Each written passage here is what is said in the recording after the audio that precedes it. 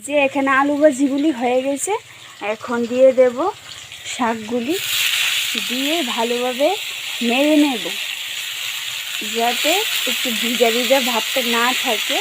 ভালো করে নাড়ার পরে এটা যখন একটা কড়মড়ে ভাব হবে তখন এটা পারফেক্ট হবে, তারপর এটাকে নামিয়ে নেব।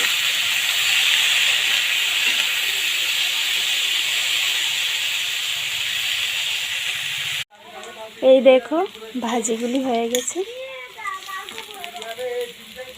আজকে আমাদের এইখানে সাপ্তাহিক বাজার, রবিবার, তো বাজার থেকে এখন এনেছি পাঁপড়, তারপর তেল। এগুলো আমি করিনি, বাবু কিনে রেখেছিল, আমি গিয়ে শুধু নিয়ে এসেছি। আর এখানে বেগুন নিয়েছে, সাথে পেঁয়াজ, এখানে আছে আলু, তারপর এগুলো আছে উস্তা,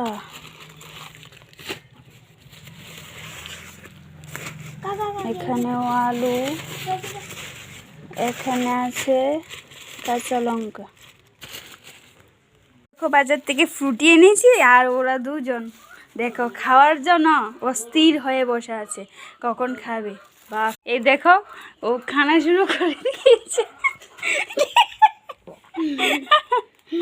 আর ও এখনো চিনতেই পারছে না এই যে আমারটা, এখন আমি খাবো। আর ও দেখো চিনতেই পারছে না ঠিক মতো।